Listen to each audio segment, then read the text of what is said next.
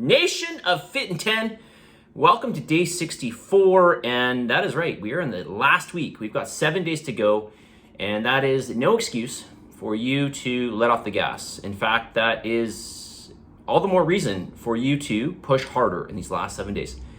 So give it your all and finish strong. A week in this challenge is still a 10th. It's still a chunk of the challenge. It's still half of a check-in. So there's no excuse for you to, really there's only more reason for you to work that much harder and see what you're capable of in the last week, okay? All right, numbers were sent out today, so please have a look at that. Nothing really changed too much, with the exception of your heart rate values. You're gonna have to work that much harder on your intervals. Your heart rates are getting pretty high. So do your best. If you can't get to that heart rate value, just do your best, okay? Try your hardest to get your heart rate up to that number that I want you to get up to. I know with myself, getting my heart rate above about 172, 173 is really, really hard. Like I have to really kill myself to do that. Okay, questions here. This person writes, okay, so this person did 6 cardiovascular sessions. That's a lot. 3 resistance-based sessions, that's great. So under something they can improve upon for the following week, a little under macro some days, a little over, I think being more moderate and ensuring I get more rest. Also trying to eat a little earlier in the evening than I have been. If you're within 5%, don't worry about it. Okay, you are allowed to be plus or minus 5%. It says that in every single email that I send you. Off the top of my head, I don't know how much you've been off by, but generally this person's quite good. But you're allowed to be 5%. Okay, great question here. It's a great question because it's a popular question, and it is something that I typically see. So here we go. Lower belly fat and subcutaneous fat. Seems like it's the last to bulge, excuse me, pardon me, the last to budge, and was the first to appear when I began to gain some weight. What are some things you have to that you found to address this? I've read that it can just take a long time and to be the last place to go when you work on your body. What have you found with your clients? Do you have any tips or things you found help that process of uncovering the abs? Okay, so a couple things I can say about this. Almost everybody will gain, will lose and gain in one area last. Okay, or first, sorry. So let me be more clear with this. There's usually a first place to gain and a last place to lose. And that's obviously the same area, okay? For women, generally speaking, there's basically 2 major areas: back of the arms and stomach, or it's the legs, it's the upper legs, thighs and glutes. Okay, so it's one of those 2.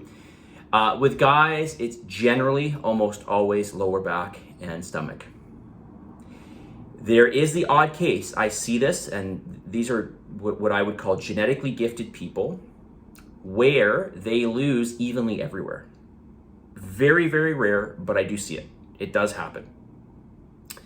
And the only thing I can say about this, in terms of actually losing body fat in that area, is you just have to keep going. And it probably means that in order for you to lose fat there, you, if you're new, you've just got to keep going. But what you can do to offset the difference between, or to lower the body fat percentage in that area, because there's more than one way to lower your body fat percentage, right? Is to build some or develop the musculature in that area. So if you work your abdominals, especially your more superficial, okay, well, your abdominals would be the superficial muscles on your stomach. That is the first layer of musculature on your stomach. If you build that up, you are going to reduce your body fat levels there, okay? Assuming that you keep your body fat the same, okay? Let's just assume that. Because the ratio of of lean muscle in that area to fat now changes. So it's going to look leaner, and it is leaner, even if the fat is the same. Because, again, that ratio of fat to muscle has changed, right? So you've effectively lowered the body fat in that area.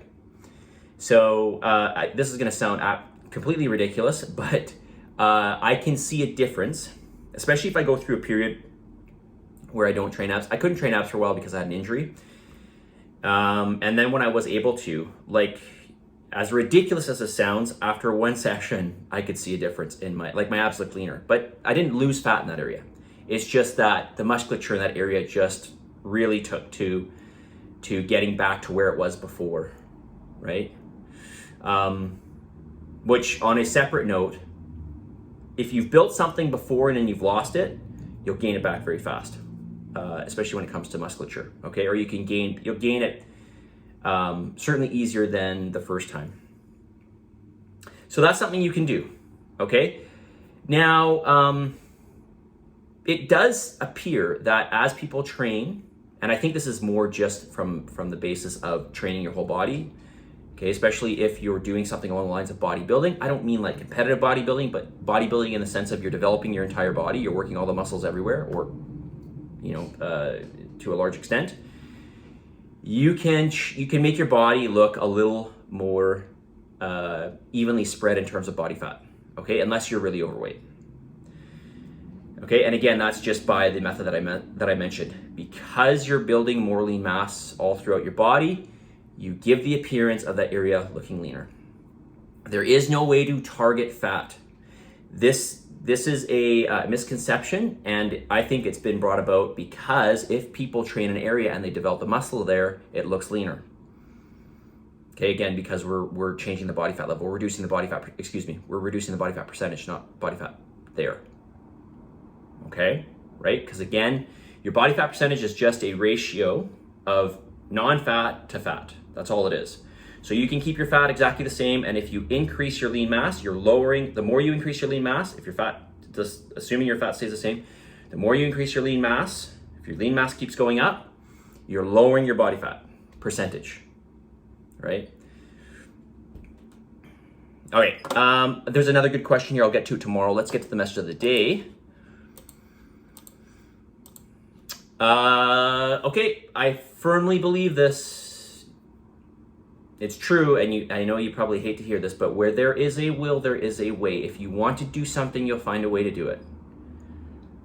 It's that simple. I've done many things in my life not well, and that was just primarily because I just didn't immerse myself, because I didn't care that much.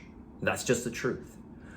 If you care enough, if something is enough of a priority to you, if you really want to, and you see this time and time again with people in different facets of life, it's like there's nothing that will stop somebody from doing something if they really, really want to do it. And it's so true, right? Where there is a will, there is a way. So, any of you out there who told me you just don't have enough time, I'm not picking on anybody because I hear this all the time. You know how I feel about that, right? It just means it's not, I'm not saying you're not a busy person. I'm not saying you don't have a lot of responsibilities. I'm not saying that at all. I'm just saying you're just not making it a priority. So, and that is completely up to you, because it's not for me. I don't gain anything out of this really, right? Although I would like to see you do well. Where there is a will, there is a way. If it's important enough to you, you will make it a priority. It's that simple. Positive energy, positive vibes, believe in yourself, and for the love of God, give some gratitude. And I will talk to you tomorrow as we start the video for the final week. Well, I guess we are in the final week. Never mind. We're in the final week right now. See you guys.